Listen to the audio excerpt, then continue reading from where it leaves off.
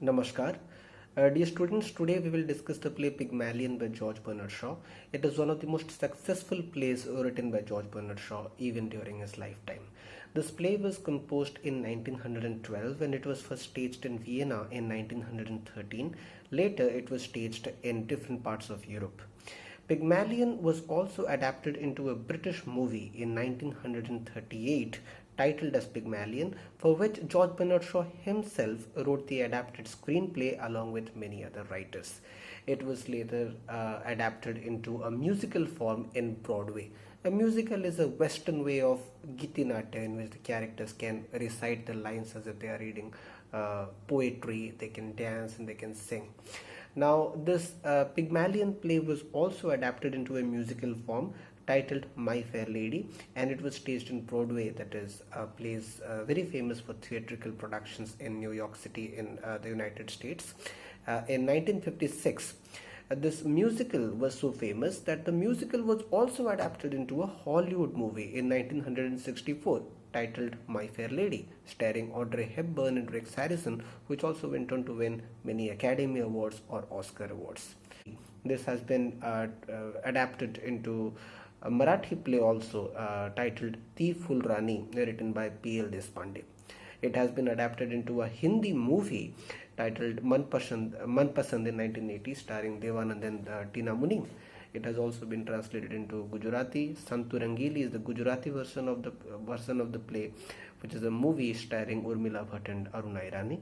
In Bengali, it has been titled Ogo Bodhu Sundari, which stars Mosumi Chatterjee, and it was incidentally the last movie of legendary Bengali actor Uttam Kumar. So, from the very adaptation history of the play, we know how successful this play is, and this gave a kind of boost to the young Irish shy playwright George Bernard Shaw, who was trying to establish himself in the London Literary Society and also in the world.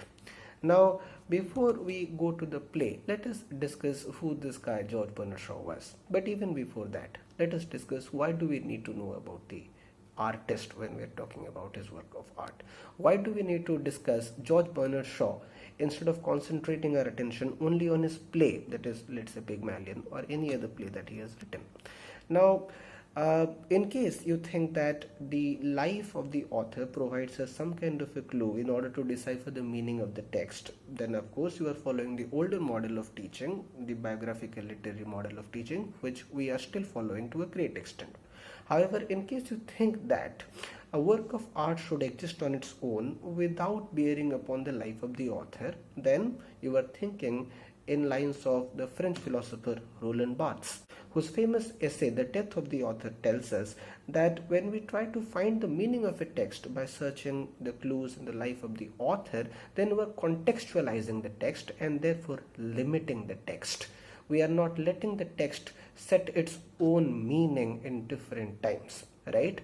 Wimsatt and Beardsley, also in their essay titled The Intentional Fallacy, talk about this obsession of English teachers and critics of trying to find out the intention of the poet or a writer in writing their work of art.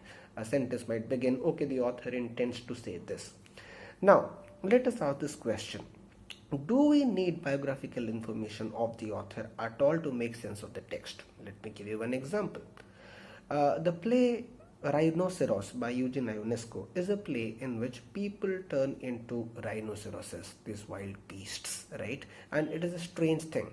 Now, without knowing about the author, if you read the play today, will you make sense of it? What happens in the play? People turn into rhinoceroses. Those people who come in contact with the other rhinoceroses also turn into rhinoceroses. The only way to prevent the virus called rhinoceritis is by self-isolation, and that is what the only human being who remains a only human being till the end of the play does. He isolates himself and leaves even his beloved to become a rhinoceros. Now, even though we haven't read about Eugene Ionesco, even though we do not know which time the play was written, what were the social and cultural things that were of dominance during the time the play was written, we can still make sense of the play, and it will rather be very appealing to us at a time when we are also self-isolated, and we know that this is the best shot that humanity has in order to protect itself, right? So we may not always require the information about the author in order to make sense of the text. But let us again ask this question: do we probe into the life of the author only in order to make sense of the text? Let's say you watch movies and you love the movies of Shah Rukh Khan. Is your enjoyment limited only to the movies, or does it spill beyond the movies and reach the life of the cinestar that you adore? Why do we like to read about the personal matters of the authors, of the artists? Is it some kind of perverse voyeurism, just to know the dirt, just to know the evil things in their life? We enjoy to, let's say, follow our cinestars not only because their life has some kind of bearing upon the art that we are about to experience, but purely because their life in public display, their life in public domain, so beautifully documented and enumerated either in forms of magazines, stories, gossips, or documentaries, also becomes a kind of art. The life of an artist also resembles the art that she creates, and therefore sometimes we are interested in the life of the artist also. Now, we imagine George Bernard Shaw as an old, tall, lean, bearded, cantankerous, opinionated man who had an opinion about almost everything. Uh, which century did he belong to, you ask? Well, he was born in 1856 and he died almost a century later in the year 1950, having received the Order of Merit, the Nobel Prize, and an Oscar award, and having renounced almost all of them. And when he was given the Nobel Prize, his initial reaction was to reject it because he did not want any public honor. His wife convinced him to accept the Nobel Prize because it was also in recognition of his country, Ireland, which incidentally has has given us 4 Nobel laureates in literature. W.B. Yeats, G.B. Shaw, Samuel Beckett, and also Seamus Heaney, a small country with a population less than the city of the Indian city Hyderabad. And George Bernard Shaw therefore received the Nobel Prize, but he was firm on his decision of not receiving the cash prize. He did not receive the €7,000 worth of the cash prize that is given to the Nobel laureates in the year 1926, even though his nomination was for the year 1925, but he received it a year later. And he dedicated the entire sum for the translation of the Swedish texts into English. So that was George Bernard Shaw. He also received the Oscar award, and he said, having received the award, of course, that this is an insult coming from the source, that is, the Hollywood Academy, the academy which provides the Oscar award. By the time he received the Oscar award, he was the only individual to have received both the Nobel Prize in Literature and the Oscar award, considered to be the highest prize in filmmaking in the world. But times, they are changing, and we have a new individual just in 2016 who equaled this record of George Bernard Shaw. He also received first an Oscar award and then a Nobel Prize. Do you know the answer? The answer, my friend, is blowing in the wind. It is the American singer Bob Dylan. Okay, now coming back to Shaw. Shaw, as an Irish playwright settling himself in London, found himself a little alone in the company of the Oxford graduates, right? Because he did not have any conventional education. He started his career as a novelist, but like the name of his first novel, Immaturity, his career as a novelist neither got any critical acclaim nor any commercial success. He turned to writing reviews of theatre and various musical performances. Slowly and gradually, he gained his footing in the London Literary Society as a playwright of a different stature than London had experienced till that time. His most notable plays, of course, he has written more than 67 plays, but his most notable plays some of which I like the most are Mrs. Warren's Profession, based on the life of a prostitute; Arms and the Man, based on the theme of disarmament; Man and Superman, based on his theory of life force; Candida, a kind of adaptation of Henry Gibson's Doll's House, not quite so; Saint John, which is based on the life of the French martyr of the same name; and Major Barbara, also on disarmament. Now we will talk about some of the influences that George Bernard Shaw had, and what do we find in most of his plays. We will also talk about some of his ideas. He had written a treatise called The Quintessence of Ibsenism, and he was very much inspired by the Norwegian playwright Henrik Ibsen. Who is Henrik Ibsen? Henrik Ibsen is also regarded as the father of modern European drama, who brought a kind of realism on the European stage, which is also called naturalism. Now, what is this realism? Realism is a method in art, in painting, in literature, in which art holds a mirror to society, a mirror to life, instead of glorifying life. Right? Now, a realistic work of art will be lifelike. In case you read a realistic novel, then you will feel, oh my god, this is me, this is happening to me, this is what is happening exactly in society. The supernatural characters like ghosts, angels, demons that we found in the plays of William Shakespeare will not be there in a realistic play.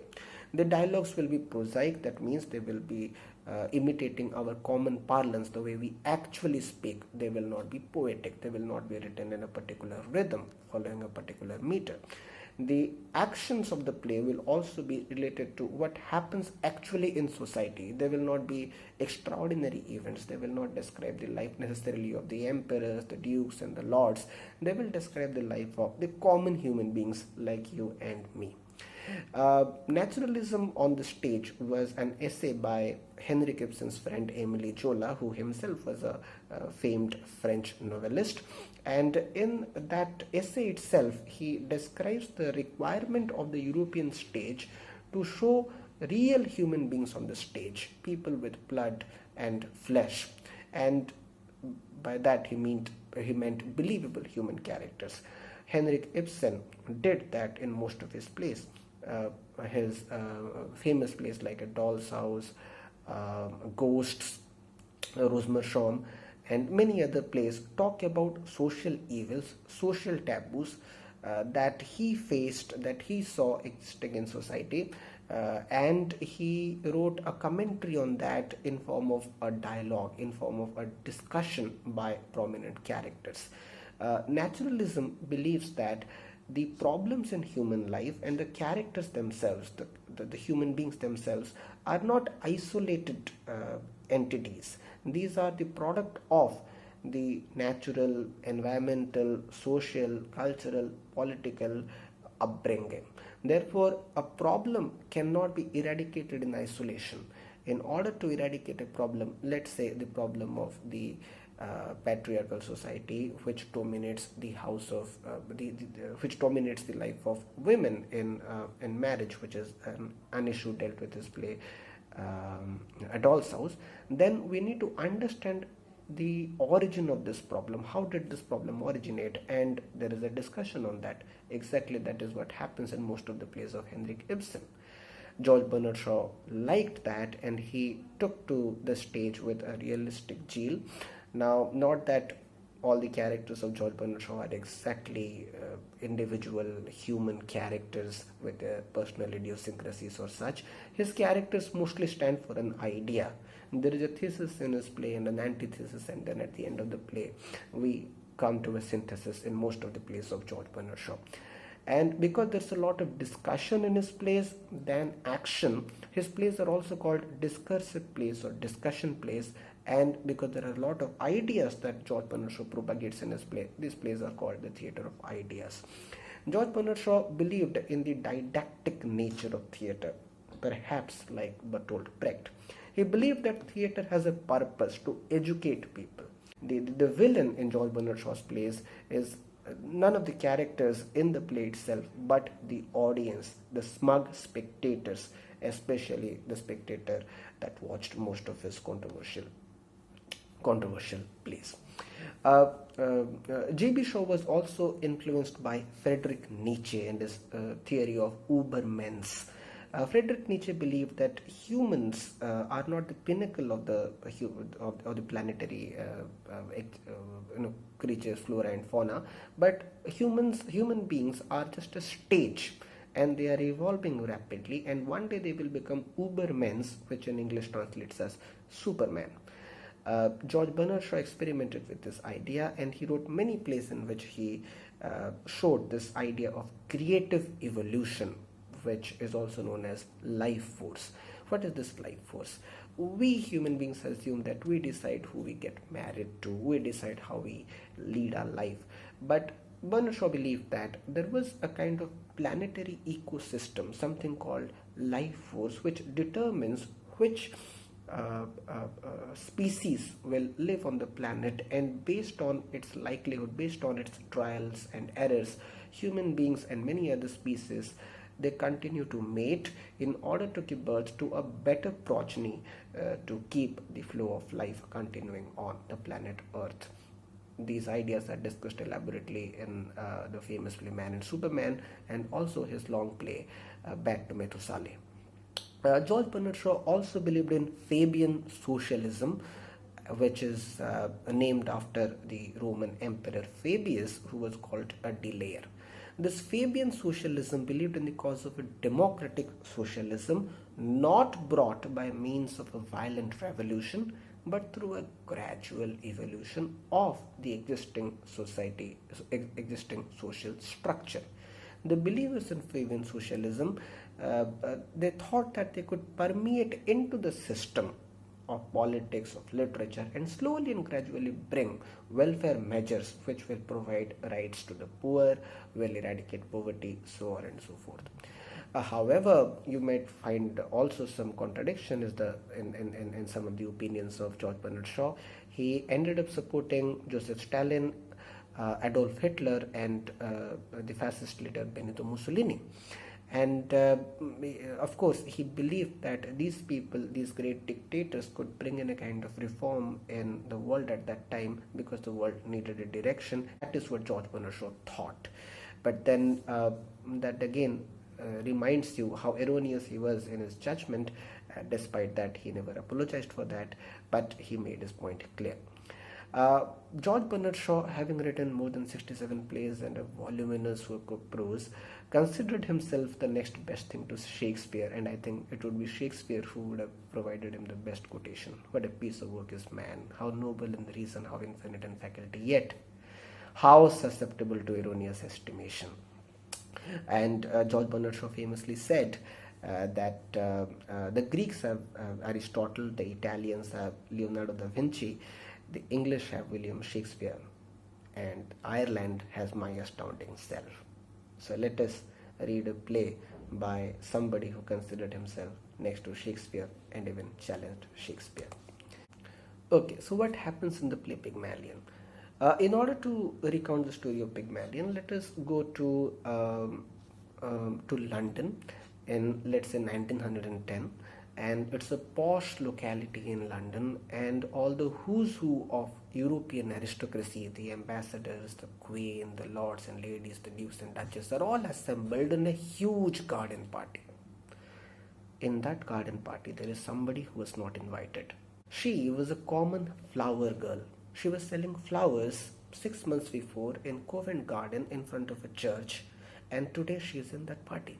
In case somebody finds out her true identity, we don't know what will happen to her. Now, how did this girl named Eliza Doolittle, dressed elegantly for the occasion of the party, come to the party in the first place? In order to know that, let us go to Covent Garden and let us resume our story from the point it began.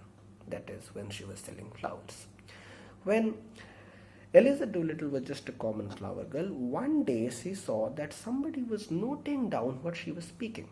Now, what will you do in case you are discussing with your friends, in a tea stall, something about the university or of the nation, and somebody is recording your voice? Won't you be afraid that this person might go and, complain about you to someone?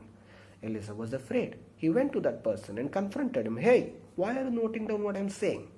That person identified himself as Professor Henry Higgins, who was a phonetics professor, somebody who was interested in languages, and he was noting down what Eliza was saying because he found her speech was interesting, if not very good. At the same time, this Professor Henry Higgins met Colonel Pickering, who had recently come from India, having written a treatise on Sanskrit.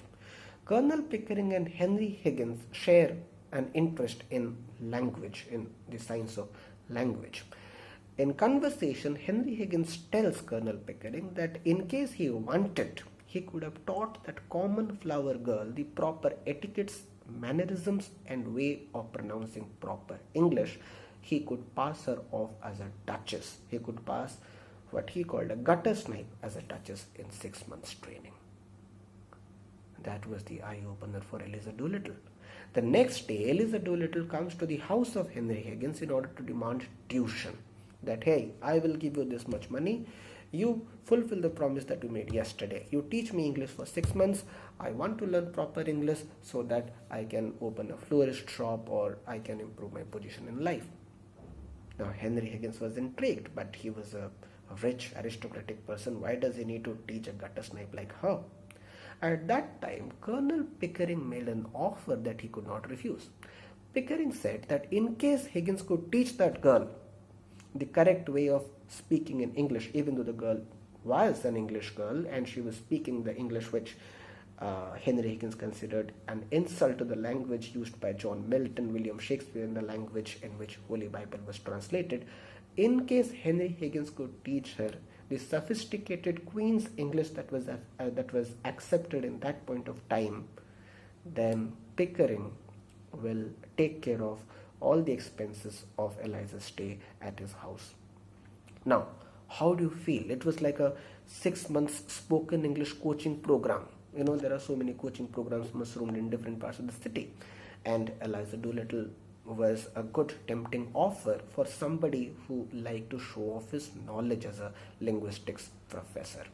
Henry Higgins took the offer and he asked Eliza Doolittle to stay in his house for the next 6 months in order to learn the language. Now, it was something unprecedented for Eliza. She had no mother, but she had a drunk father, and she was living in the slum with perhaps her own friends, with no relations in the world though. But how could she, a young lady, stay in the house of an old middle-aged bachelor like Henry Higgins and renounce all the worldly ties that she has? What will she eat? What will she be clothed? Well, Colonel Pickering took care of that, and Henry Higgins offered a bribe to the lady. And that bribe was a chocolate. If you stay in my house, I will give you these exotic chocolates every day. I will teach you English. By the end of 6 months, I'll take you to a party. In that party, in case you could pass off as a duchess, then my training will be successful. The lady takes the bait. This is the challenge of a lifetime. Slowly and gradually, they start learning. The process of teaching English begins. In the musical version of the text, we have the famous line, the rain in Spain stays mainly in the plain, etc., etc. The tongue twisters that Eliza Doolittle practices in order to speak a better English. We also have a character called Alfred Doolittle, the father of Eliza Doolittle, who comes to the house of Henry Higgins demanding his daughter back. But when Henry Higgins threatens to call the police, he says that he would be quiet by taking just £5, which will last him for maybe a day or two drinking booze. He was the common dustman. But as a joke, Henry Higgins recommended his name to an American rich person, saying that he was the most original moralist of the 20th century. It so happened that Alfred Doolittle, the drunk father of Eliza Doolittle, was accepted into the European society, the American society, as an original moralist, and at the end of the play he had also become somewhat successful. Anyhow, coming back to the story of Eliza. Slowly and gradually she learns the language, and Henry Higgins also introduces her to his own mother, Mrs. Higgins. The meeting, however, was a disaster because she kept talking about her own private life in the slums, and everybody came to know that she does not belong to the rich aristocratic class in which they thought they belonged. But interestingly, in that very meeting, a young person called Freddie, a person with a kind of maybe poetic sensibility, fell in love with her, which Eliza did not, of course, recognize in the first place. Slowly and gradually, Eliza learns how to dance, how to eat, how to talk properly, how to behave socially, how to bow in front of people. Henry Higgins teaches her up to the end of the night, up to the for about 6 months. And then the day has come. There is this party. In case Eliza could not be noticed in this party as a flower girl, then Henry Higgins will win his bet. What happens, do you think? Yes, he wins his bet. They come back to their house happy. Higgins, Colonel Pickering, and Eliza. Higgins and Pickering start congratulating each other that, hey, Pickering, had you not given me the bet, I would not have been able to accomplish such a thing. And then Colonel Pickering congratulating Higgins that, hey, I never believed that you could teach this girl within 6 months such beautiful English. While these people are discussing, Eliza Doolittle is standing in a corner waiting to be appreciated. She did not hear any word of appreciation. After Colonel Pickering leaves, Eliza Doolittle throws a pair of slippers at the face of Henry Higgins. Now, why does she do that? Why does she be so ungrateful as to insult somebody who had taught her the very principles by which she learned how to behave as a duchess and could be mistaken as a duchess? Why did she react such violently with a person who had given her food and shelter for about 6 months without mistreating her, without treating her badly? To know the answer to this question, you will have to wait for my next video. Until that time, stay safe and read the text of the play. Thank you.